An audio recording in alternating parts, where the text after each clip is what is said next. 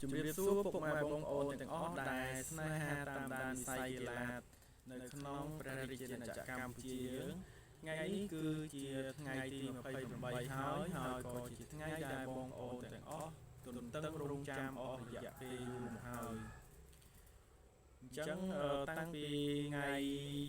ដែលយើងទទួលបានដំណឹងការប្រកួតរវាងសុភីនិងពេជ្រសម្បត្តិរហូតដល់ពេលនេះគឺរយៈពេលប្រហែលជាមួយខែហើយអញ្ចឹងតើបងប្អូន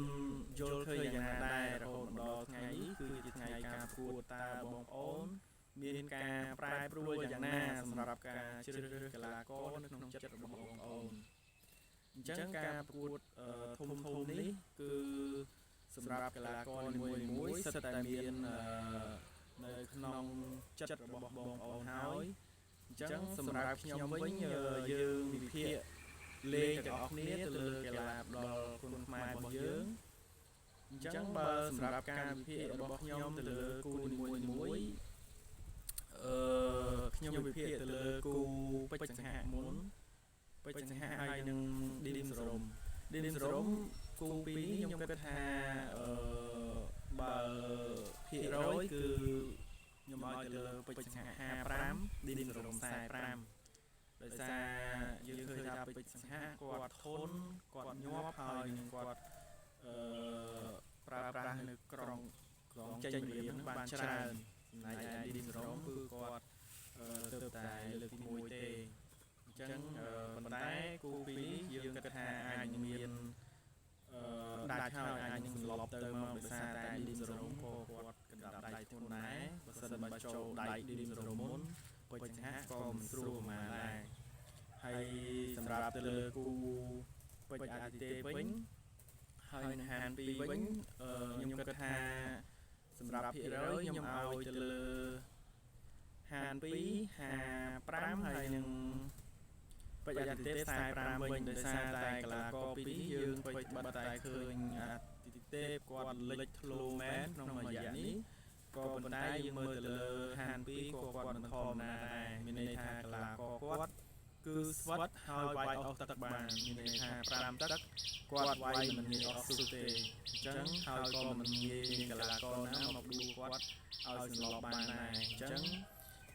គាត់ក៏មានក្បាច់ល្អជង្គង់កែងម៉ាត់អីក៏គាត់មានមកចប់ដែរអញ្ចឹងភាគរយរបស់ពេជ្រអាទិទេពប្រសិនបើបុកហានពីមិនទឹកពីទឹកមិនដៅទេគឺហានពីច្បាស់ជាមានភាគរយជាងហើយសម្រាប់ខ្ញុំហើយបើយើងវិភាគទៅលើគូពេជ្រសម្បត្តិហើយនឹងសុខធីវិញយើងឃើញថាពួកគាត់ទាំងពីរសិតតែបានហាត់ពេញរៀងខ្លួនទាំងអស់ហើយកីឡាករពេជ្រសម្បត្តិក៏តានកីឡាករសុខធីក៏មិនណយដែរទៅនឹងកម្លាំងស៊ូភាពធន់របស់គាត់អញ្ចឹងយើងឃើញថាបើសម្រាប់ខ្ញុំវិញ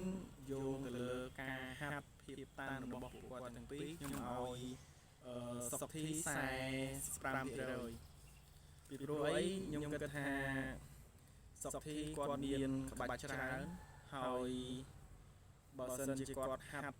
មួយខែនឹងពេញមែនតើដែលពេជ្រសម្បត្តិមិនអាចធ្វើឲ្យគាត់សន្លប់បានទេគឺមិនងាយឈ្នះគាត់ទេដោយសារតែការវាយចេញមកគាត់ច្បាស់ហើយបិទល្អប៉ុន្តែខ្ញុំវិភាគមួយទៀតខ្ញុំគិតថាសុខធីប្រសិនបើគាត់បិទក្បាច់ពេជ្រសម្បត្តិនៅតម្រៃថ្វាយការមិនបានល្អទេគឺអាចនឹងសន្លប់នៅក្នុងទឹកណាមួយដោយសារតែពេជ្រសម្បត្តិគាត់ពូកែនៅក្នុងការវាយតម្រៃថ្វាយការអញ្ចឹងបើសុខធីប្រហែសបិទមិនល្អនៅទឹកណាមួយទេអាចនឹងរាប់របស់ពេជ្រសម្បត្តិហើយ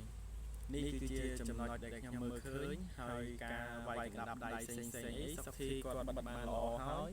ក៏ប៉ុន្តែពេជ្រសម្បត្តិខ្ញុំគិតថាបើសិនបើគាត់ចូលវាយដោយមិនមានការប្រុងប្រយ័ត្នជើងក្រោមទេគឺគាត់ភាគរយច្រើនណាស់ដែលសុខធីធ្វើឲ្យគាត់ដួលច្រើនអញ្ចឹងពេជ្រសម្បត្តិក៏ត្រូវប្រយ័ត្ននៅចំណុចមួយនេះដែរអញ្ចឹងកីឡាករទាំងពីរសិតតែជាកីឡាករលំដាប់ខ្លាំងរបស់ប្រទេសកម្ពុជាយើងអញ្ចឹងមួយណាឈ្នះក៏សិតតែជាខ្មែរយើងអស់គ្នាដែរអញ្ចឹងលីកនេះសូមបងប្អូនទាំងអស់គ្នា រងចាំទស្សនាឲ្យឆ្ងាញ់ភ្នែកទាំងអស់គ្នាតែម្ដងអញ្ចឹងយើងរកឃើញលំដាប់កីឡាករគីឡូហុកមួយរូបទៀតដែលធ្វើឲ្យមានភាពល្បីល្បាញនៅក្នុងឆាកអន្តរជាតិយើងបន្តទៀតអញ្ចឹងសូមអរគុណបងប្អូនសូមជម្រាបលា